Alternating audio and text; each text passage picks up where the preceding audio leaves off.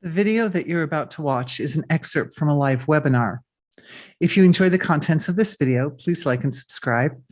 I'd love to hear your comments. Thanks for watching. And what's opening up and revealing is a whole field of understanding of how we organize our entrance into this world from the spirit world, which we've talked about a bit in the past, but clearly there's more to understand there. Of course, birth trauma is one of the first forms of core wounding. And everybody experiences some trauma, right? Because most everybody, I understand people who are born C-section don't tend to experience a lot of trauma, but C-sections usually aren't performed unless the fetus is already experiencing trauma. I'm sure there's some exceptions, but I would imagine even in the case of a C-section where the child doesn't have to deal with the whole birth canal and all that, that there's still an element, there can be an element there of fear of not making it, because it's a very, it's like quick, it's like, uh-oh, things are not good, baby's heart rate isn't good, and like we've got to do this like in 5 minutes, something like that. So it's okay. It's okay. It's okay.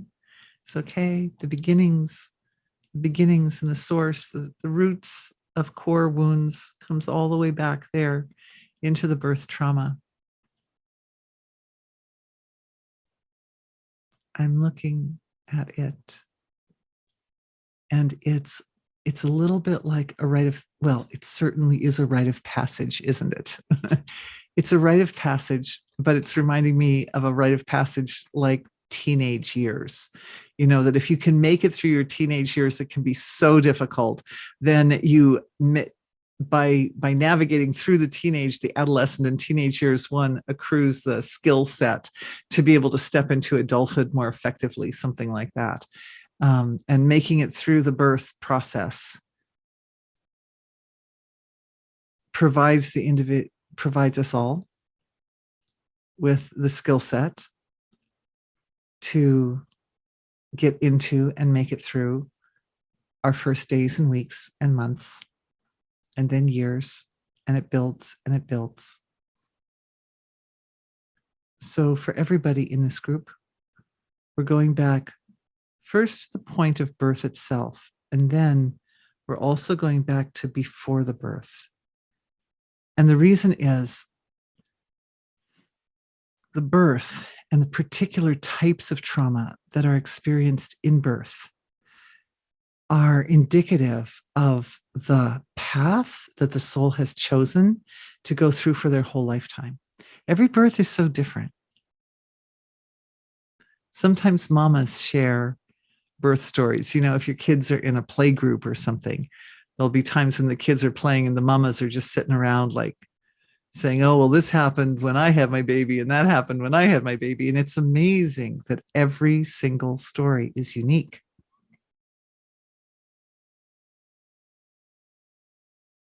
I'm just looking into those moments of birth for each of us.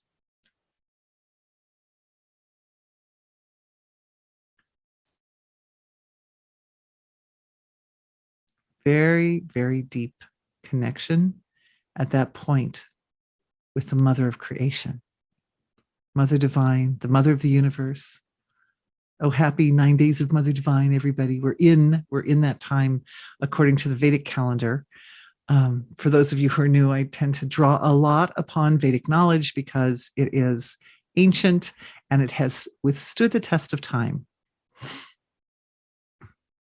And that's a nice, there's a saying in Vedic wisdom and Vedic knowledge, that which is closest to the truth lasts the longest.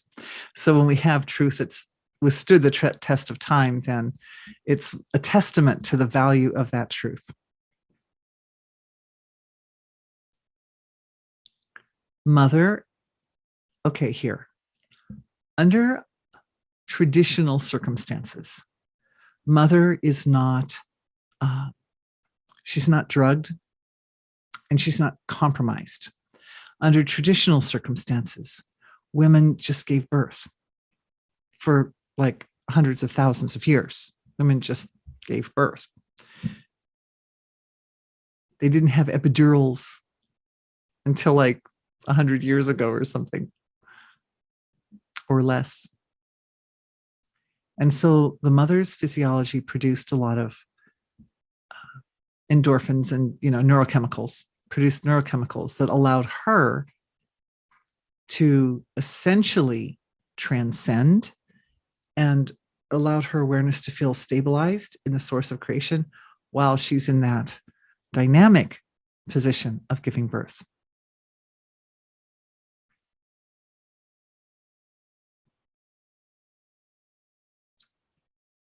Some people's mothers didn't have that advantage.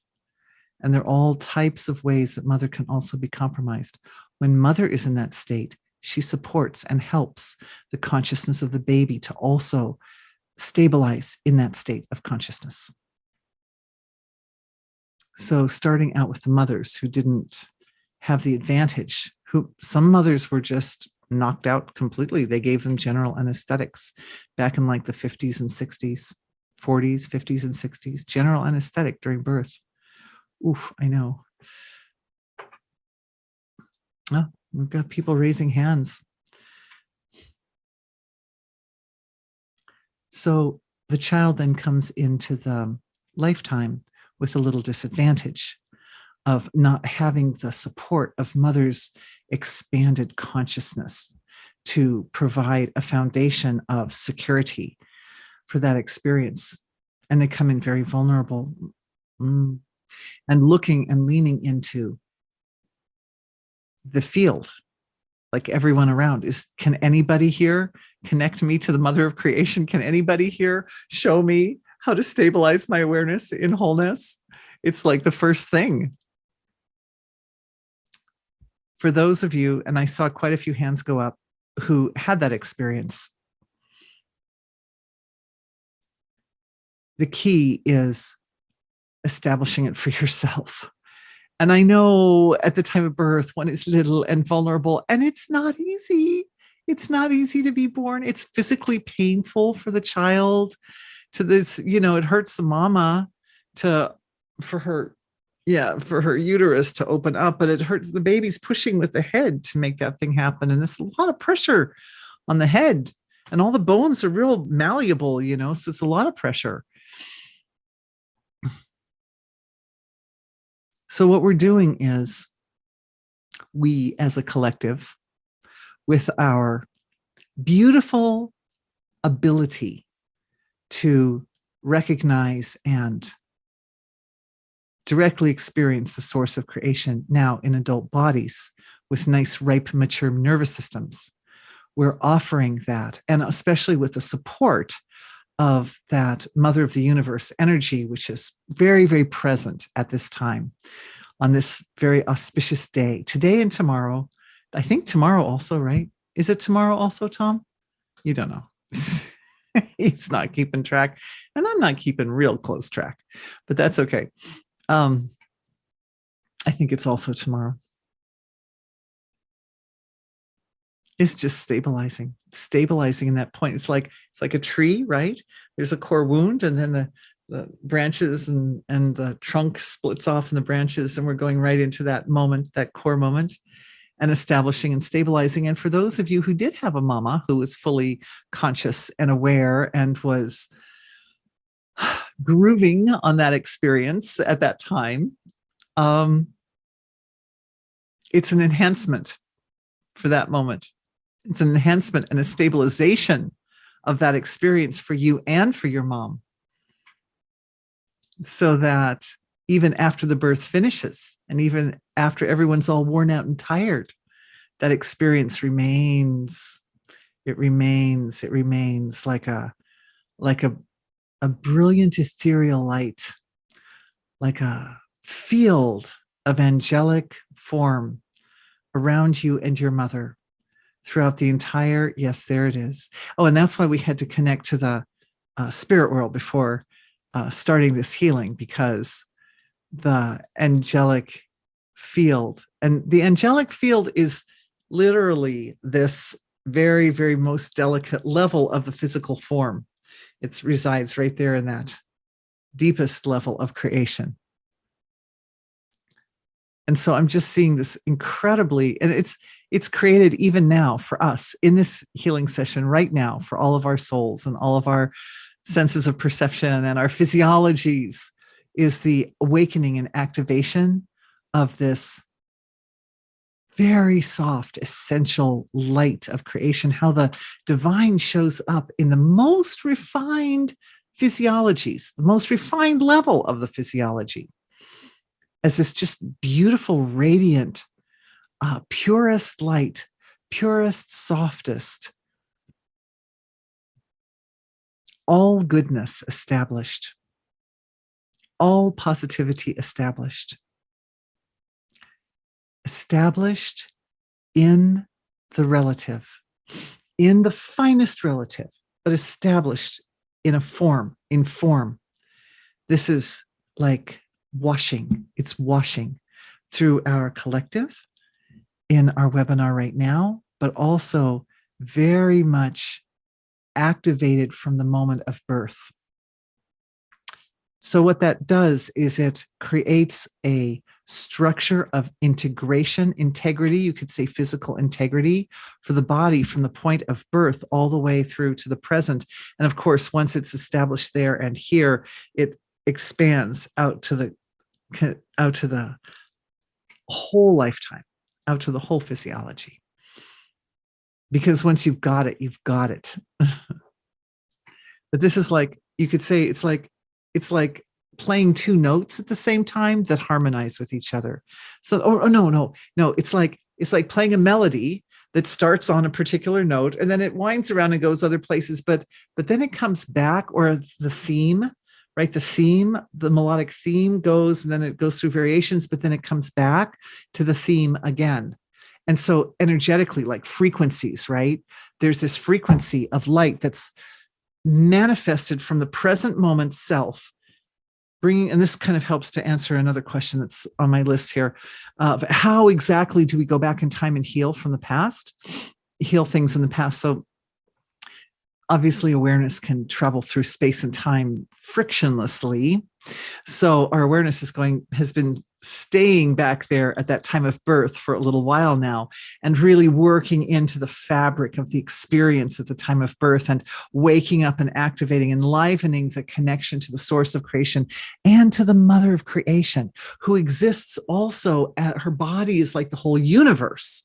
So we're not just talking about a structure of pure, infinite, unbounded, unmanifest consciousness, but we're also talking about the finest relative expression of that consciousness, fully integrated with being, fully integrated with being. So just complete goodness, and yet also form, abstract form.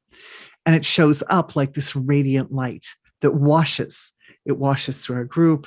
It washes through the field of our consciousness. It washes through our body. It talks to our whole microbiome, and it goes into the DNA. It penetrates into the cells, and it talks to the DNA, and it informs the ancestry that something big and something good is happening, something essential.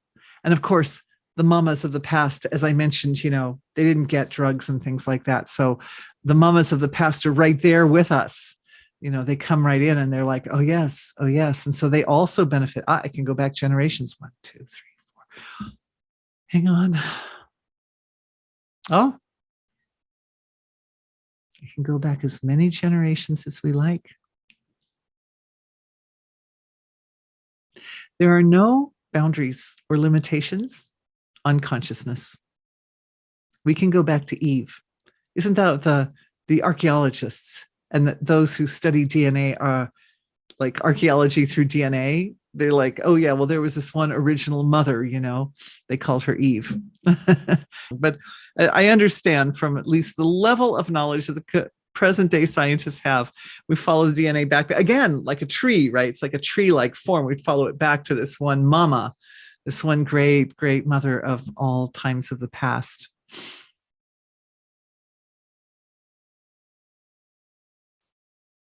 And how the light of eternal being shines in her, through her, with her, around her. It abounds. It permeates every particle of her being. And when I say her being, I mean all the mamas, all hers, all of those mamas, how it penetrates the physiology and creates a stable foundation for the perpetuation of life, for the survival of the species. It is our key for surviving the very tremendously intense times that we signed up for. We signed up to be here on Earth at this time.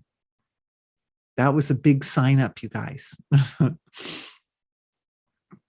Anyway, the healing for the moment of birth then has extended to become a healing for all the moments of birth. And you did it. And I never would have seen that coming. Never would have seen it coming. Amazing, amazing, amazing. It's such a lovely way to create integrity in the physiology. And when I say integrity, I mean both an increase of stability and adaptability in the nervous system, and also the specifics of that support the experience of the source of creation, penetrating every particle of creation. And then with the nervous system integrated, the ability to apply that experience to life. That's a whole nother leap right there, applying it to life. But we're doing it in energy healing. It's like a subtle doing. It's a doing, but it's like under the surface, you know? And it digs in and affects the sort of the core, the foundation, the scaffolding of the whole field of expression. There's right now, one of the things that's happening is there's a very kind of very, very soft, very much at a fundamental level of creation flow of just sweetness and gratitude and appreciation and love for each one of you, for each one of us, for having done this healing. And it's coming from the ancestors. So in my amazement, I am seeing gratitude being expressed through, from, and through the DNA to the whole body. The DNA is speaking the language of gratitude. How interesting is that? We know the epigenome around the DNA is highly responsive to feelings. So when that gratitude is there, like sitting deep in the core of every cell, then the epigenome, it's like the epigenome is like an electromagnetic field, right? Produced by the ionized proteins. You've heard me talk about it. And so it's adjusting. It's like humming. It's humming with gratitude. It's humming with gratitude and appreciation and all that flow, all that delicious, sumptuous flow of heart value. It's just the awareness just silently sends it back to the source of creation. It just sends it back to the source of creation. It's like a dialogue between us at the surface, between the surface level of ourselves and our core and our core, our source. And as it does that, it goes through the soar, it goes through the core wounds, right? It goes through them. So in order to soften up and loosen up the areas where the core wounds reside, which is very, very deep in the field of consciousness, what we're doing is we're setting up a resonant relationship between our thinking and experience at the surface and our senses of perception, right? Maybe you're looking at the screen and seeing me, or you're hearing my voice or something, and then all the way into the source of creation. So it's like a dialogue that's occurring between those two areas. And of course, when there's dialogue, there's relationship, and relationship creates integration. So further layers of the integration that we created before in the earlier part of this healing now is extending into more and more layers of integration. And what that does is it washes through that light, that really pure, sweet, angelic light. It washes through the areas where the core wounds reside, and it softens the field. It loosens them up. The thing about a core wound is core wounds tend to be wounds that we carry for the whole lifetime. So if it's something that's been there, it's been sort of embedded in the physiology, the nervous system has been experiencing it, the consciousness has been experiencing it, and our lives have built around it. So the core wound becomes part of the scaffolding, right? That's what makes a core wound. That's another way to define a core wound. I love her question. Such a simple question. Can you define a core wound? It's like, oh, wow, there's so many ways. But is that the wound itself becomes part of the structure by which we understand reality. It becomes part of the scaffolding. What that means is, in order to dismantle it, the scaffolding itself has to be shaken. And when the scaffolding shakes, that itself can create a core wound. That can also create like really, really deep stress. It can leave a big impression. So our work in energy healing, it's a very delicate process, right? We don't just go in there slashing away with our swords or something. It's a process of referring back again and again to the source of creation, so that the process it unfolds according to divine intention. It unfolds according to cosmic intention.